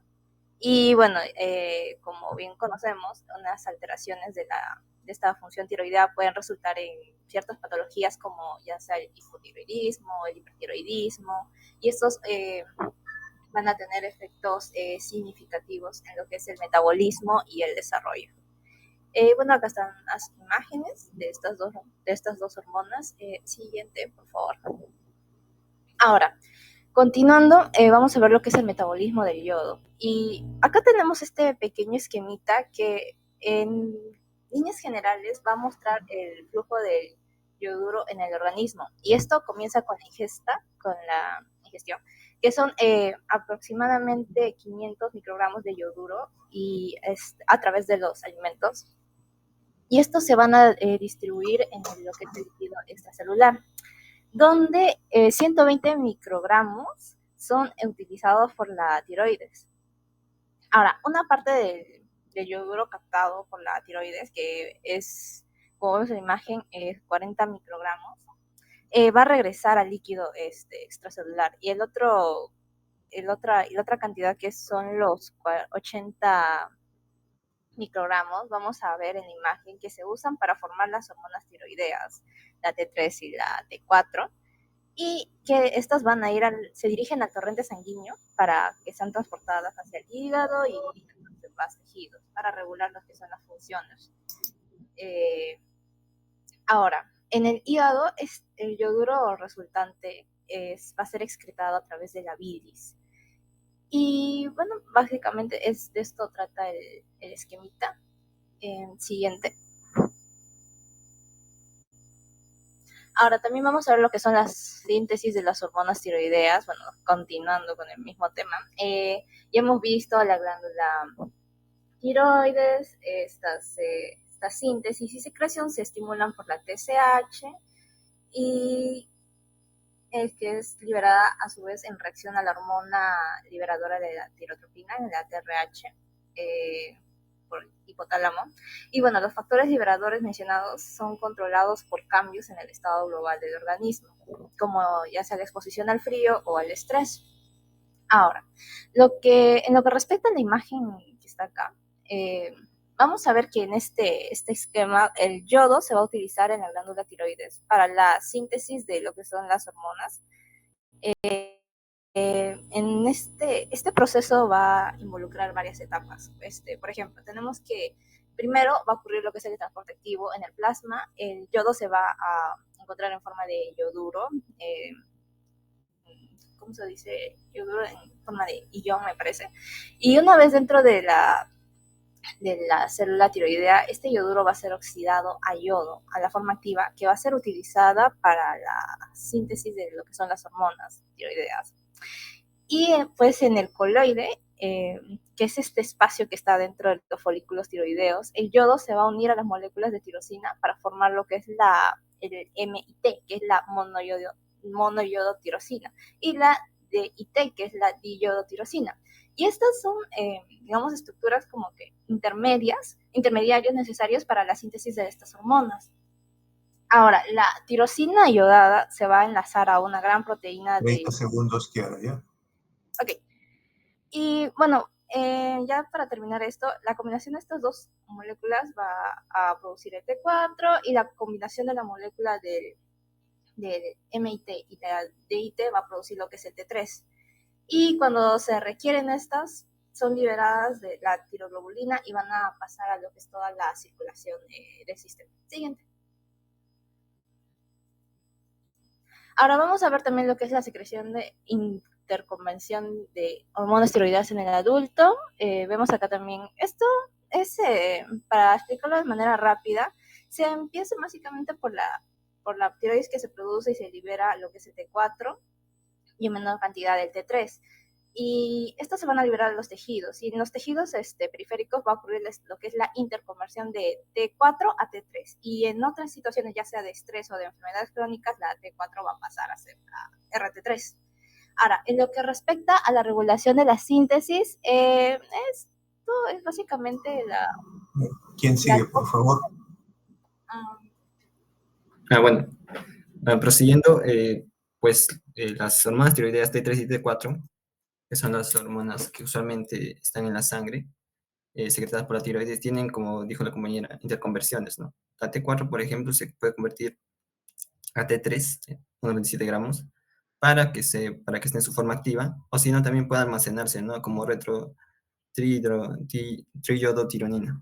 Entonces, esto permite el equilibrio en la sangre, el equilibrio de esas hormonas en la sangre y su función, ¿no? Que es regular el metabolismo.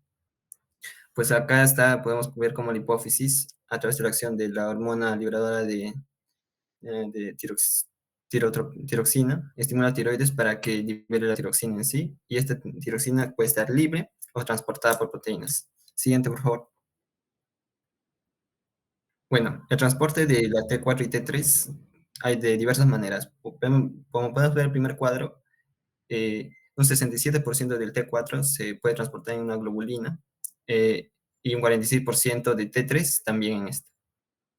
El 20% del total de T4 pues en transtiterina, y también esta también se ocurre igual en la T3. Estas son las maneras en cómo la globulina, perdón, las hormonas T3 y T4 se llevan en la sangre, cómo se transportan y cómo estas actúan, ¿no? Cuando se liberan de esta globulina, empiezan a actuar. La forma más activa, por ejemplo, de la T4 es la T3, que es la que usualmente ejerce mayor potencia en sus acciones metabólicas. Siguiente. Bueno, la regulación y activación de sus procesos tiene que ver mucho con las hormonas tiroideas, ¿no? De alguna manera tiene que ver mucho con la cantidad que hay en la sangre.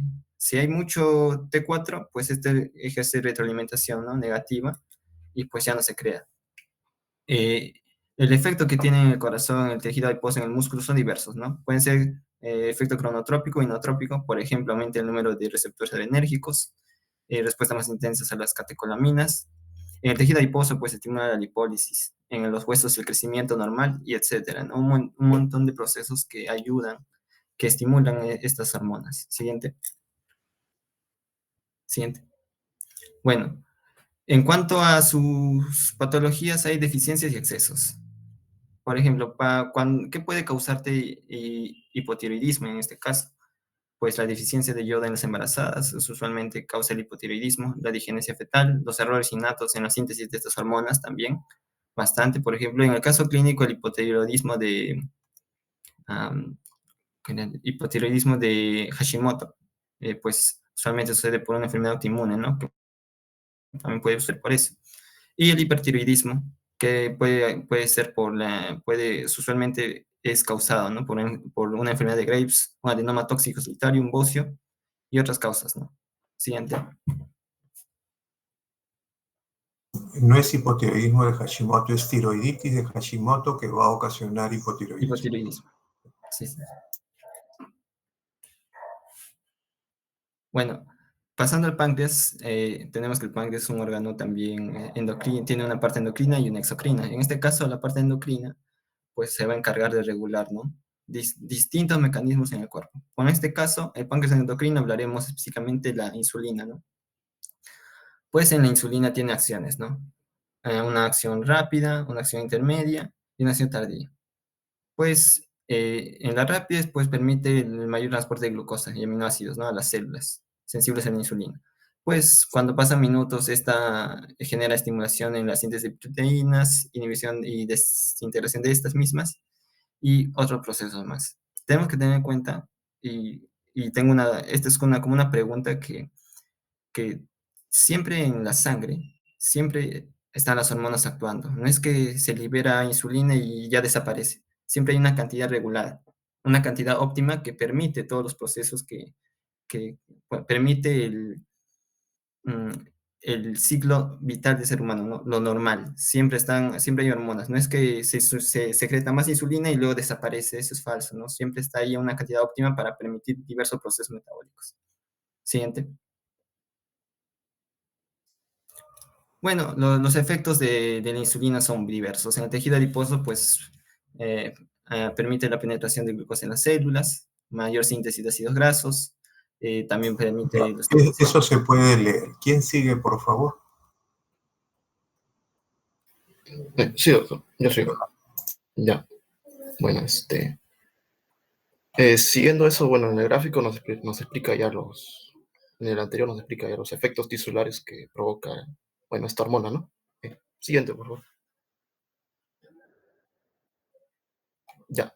Bueno, en sí este gráfico básicamente nos trata de explicar los transportadores de glucosa, ¿no? En los mamíferos, pero especialmente en el ser humano, en el cual, bueno, describe la función de cada una de ellas, relacionándolo con su afinidad a la glucosa.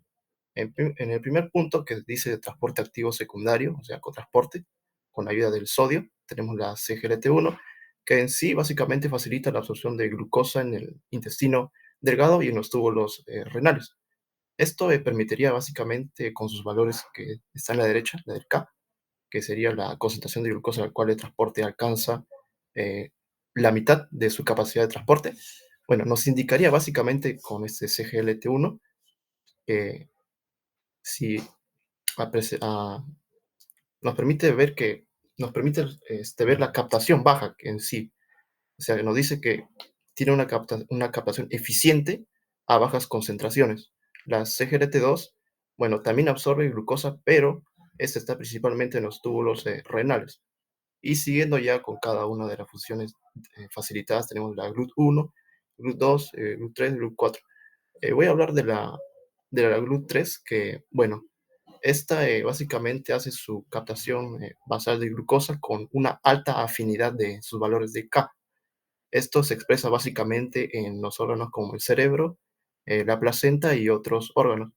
Y bueno, para mencionar también la GLUT7, esta básicamente transporta la glucosa. Es el GLUT, no es la GLUT, ¿ya? El GLUT, es el transportador. GLUT, tanto para hablar del gen como para hablar del transportador, es el GLUT.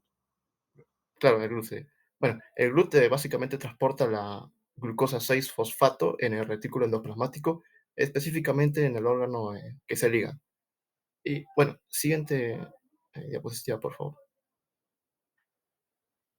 Ya, bueno, aquí tenemos ya básicamente el páncreas endocrino, el cual básicamente nos hablaría ya de algunas enfermedades, ¿no? Básicamente como es por ejemplo, la diabetes tipo 1, la cual se origina por la deficiencia de la insulina debido a la destrucción autoinmunitaria de las células betas de los islotes de Langerhans, ¿no? En este caso de los islotes pancreáticos.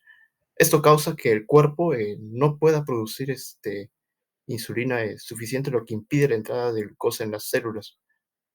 En la diabetes tipo 2, este se caracteriza por una liberación insuficiente de la insulina por parte de las células beta, junto con una resistencia a la insulina en los órganos periféricos, como por ejemplo el músculo esquelético, el hígado y el cerebro.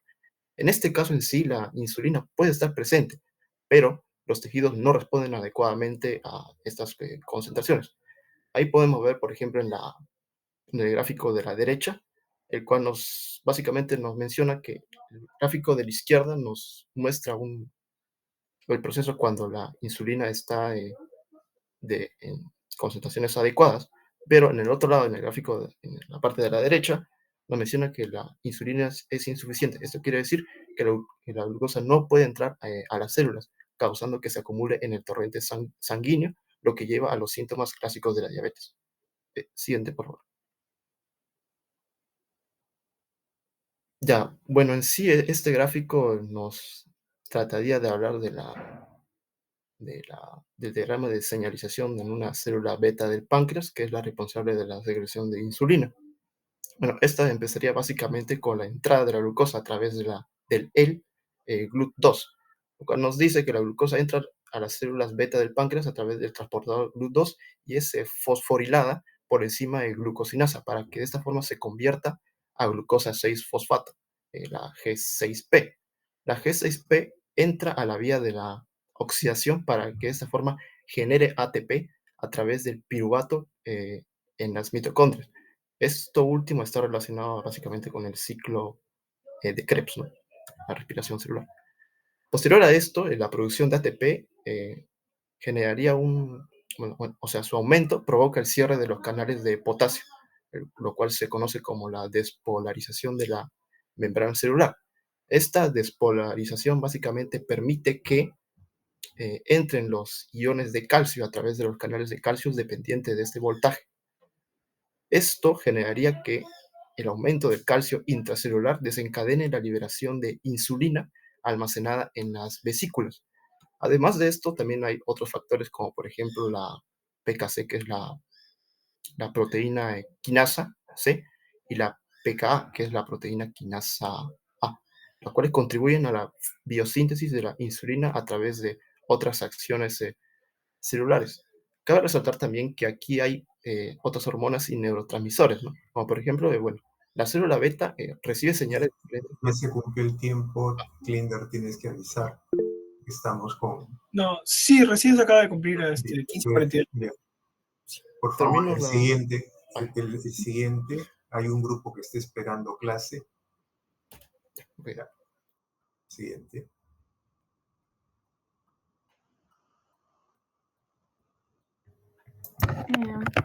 Bueno, como ya explicó mi compañero, ya vimos cómo es la biosíntesis de la insulina y bueno, el mecanismo de acción de la insulina va a ser cuando se va a unir a su receptor específico, el cual va a pertenecer a la familia de los receptores asociados a la tirosina quinasa.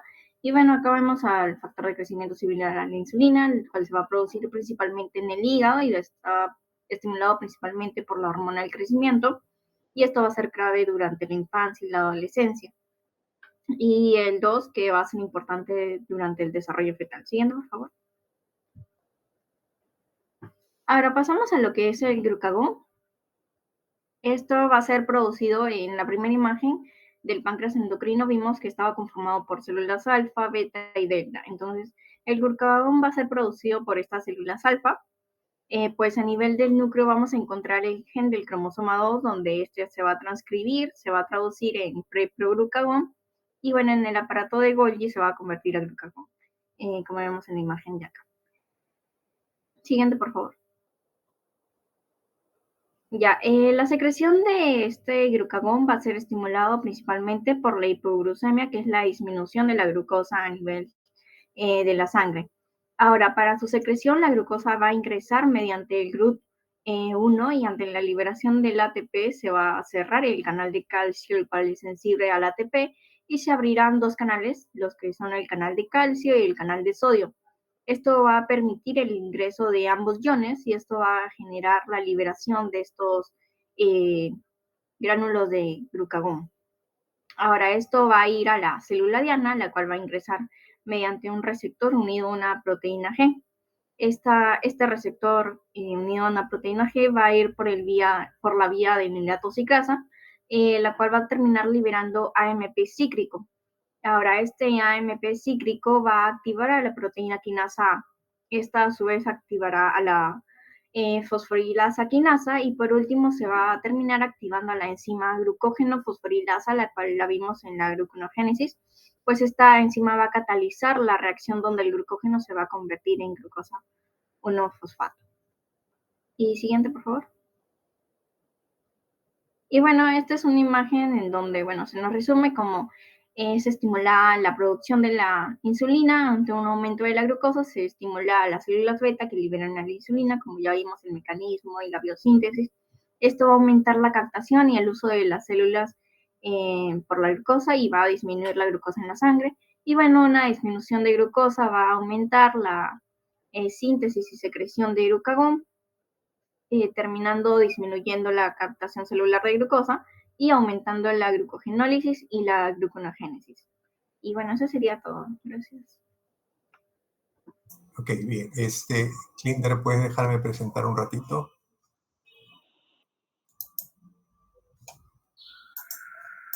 Listo, doctor. Ok, me dicen si se ve, por favor. ¿Se ve? Sí, se ve, doctor. Sí, okay. Sí se ve. Gracias. Bien, en algún momento les dije, creo que cuando iniciamos, la importancia de la constancia del medio interno. En este libro de Wisdom of the Body, que fue escrito en 1932 por Cannon, que más o menos trataba de recuperar toda la información de Claude Bernard, ¿no? Él menciona más o menos 4 principios que tienen que ver con la regulación. El primero dice, la constancia en un sistema abierto como nuestros cuerpos requiere de mecanismos que actúen para mantener esa constancia.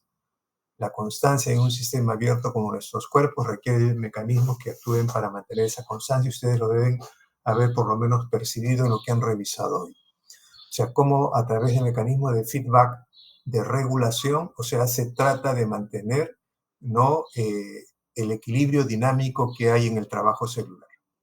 Las condiciones estacionarias requieren que cualquier tendencia al cambio encuentre automáticamente factores que resisten al cambio. Como decíamos, esto es a través del feedback. Y el sistema regulador que determina el estado homeostático consiste en un número de mecanismos cooperantes que actúan simultáneamente o sucesivamente.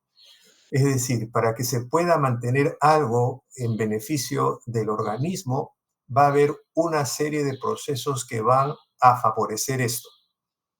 ¿no? Que van a actuar, como dice, simultáneamente o sucesivamente. Cuando estamos hablando de que un neurotransmisor llega como primer mensajero y que este neurotransmisor tiene que ser estimulado y este mismo neurotransmisor puede hacer un feedback negativo, también estamos hablando de que si tiene un rol, probablemente está provocando a través de la apertura de canales iónicos una despolarización de una célula cardíaca o de una neurona. El otro es la homeostasis, no ocurre al azar, pero es el resultado de un autogobierno organizado. Es decir, de que todo lo que estamos viendo nosotros acá está finamente gobernado. O sea, nada es casualidad y es altamente selectivo. Las cosas no ocurren por fenómenos físicos. No están ocurriendo porque hay más concentración de un ion que otro. Estamos viendo de que hay una fina regulación a través de la especificidad que puede tener un mensaje. Pueden llegar muchos mensajes a la célula, pero no todos los mensajes van a merecer una respuesta, ¿no? El estímulo tiene que ser el adecuado, en otras palabras, tiene que ser específico para que se dé la respuesta. Muy bien, jóvenes, les sugiero que vuelvan a leer la presentación. Tenemos que conectarnos con el otro grupo, que tengan un buen fin de semana y nos vemos la próxima semana. Hasta luego. Gracias, doctor. Muchas gracias. Hasta luego. Hasta luego. Gracias, doctor. Esa fue ya. Guaracha. Guaracha de... Sí, presente. Sí, presente Ya se el fue. documento. Guaracha, guaracha. Guaracha se fue. ¿Cuánta guaracha?